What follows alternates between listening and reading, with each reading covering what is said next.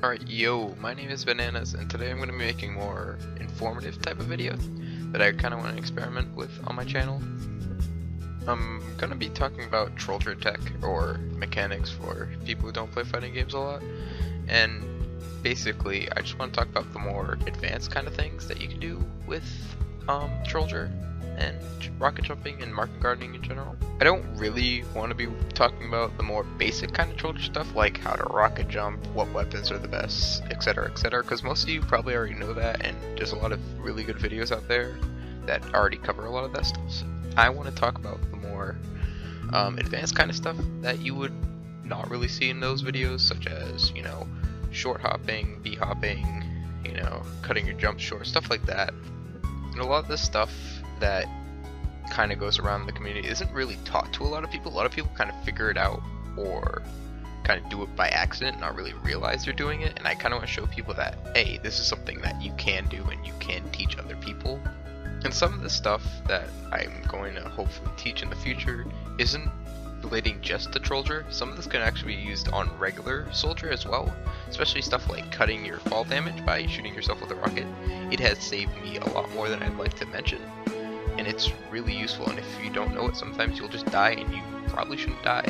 Anyways, today we're going to be talking about bee-hopping, or bunny hopping in its full, and a lot of you might be a little confused saying, well, in TF2 bee-hopping isn't as useful as it is in games like Counter-Strike.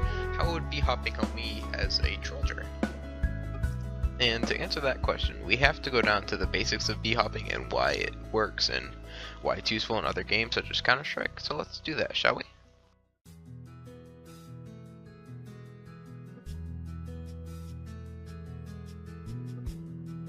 Bee-hopping is a mechanic that takes advantage of the quirks of the source engine.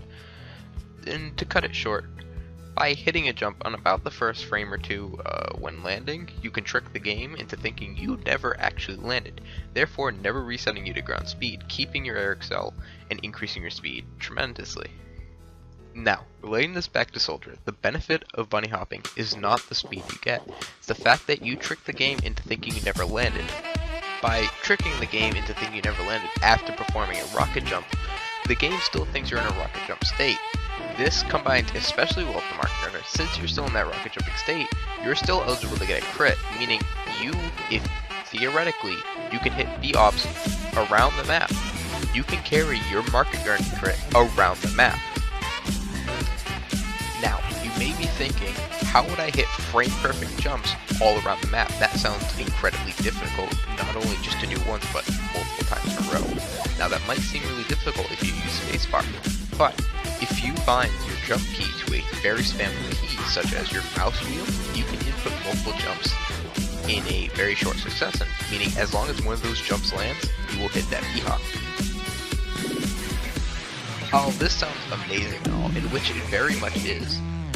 Jumping around the map and bee-hopping is very vulnerable, and most of the time, Mr. Dickhead Scout with his lime green set is going to come and meat shot you twice and you're going to die.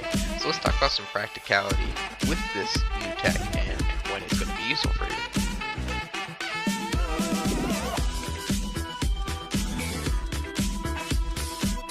One of the most useful situations that I can think of, especially as someone who plays high tower a lot, is going inside a building, and trying to rocket jump inside of a building is basically a death trap. You're not going to be able to rocket jump around a lot, and you're most likely never going to be able to capitalize on your damage.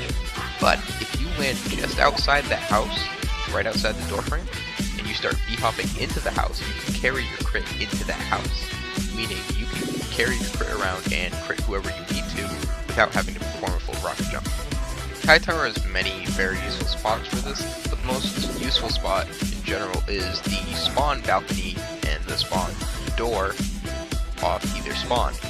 These doors are very tight and enclosed, and you're not going to be able to perform full rocket jumps off them. But using B-hop, you can carry your crit around that whole area and be able to crit whoever you need to. The only one downside is the staircase that's there, but that can be either an angel or a devil. I'll go over that in a bit. But overall, if you haven't figured out, bee-hopping can be very, very useful for you. It can allow you to secure a lot of frags you shouldn't get, and it allows you to be mobile and carry around your damage where you really shouldn't be able to carry around your damage. There is one more thing that I have to go over, which is the way B-hopping and jumping in general works with the source engine and collision. I'll go over that now.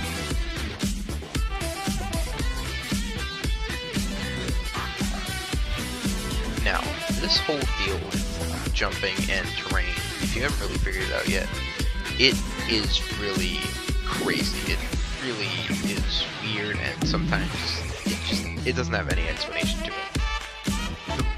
The basics of it that I can kind of explain to you is that if you land on a slope and that slope is going down, your speed is going to increase. But if you land on that slope and that slope is going up, your speed is going to decrease.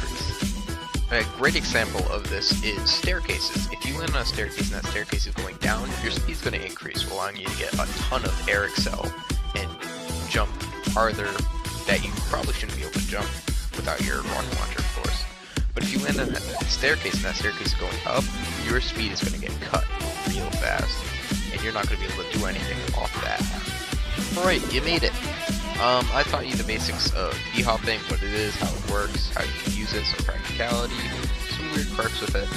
This is basically everything you need to know to get the very beginner basics of it. Most of it just comes down to practice, learning how to land your B-hops. A great way to do that, just go into some offline server and just start B-hopping around, making sure you hit those frame perfect B-hops. Good way to test it, make sure that you're hitting the frame perfect B-hop is if you rocket jump with the rocket jumper. It will play a air sound that you probably have heard. That sound will continue playing if you hit that perfect B-hop. It will stop if you don't. So make sure you keep that sound going and you'll know that you're hitting those B-hops. Other than that, I think you've got the basics of it.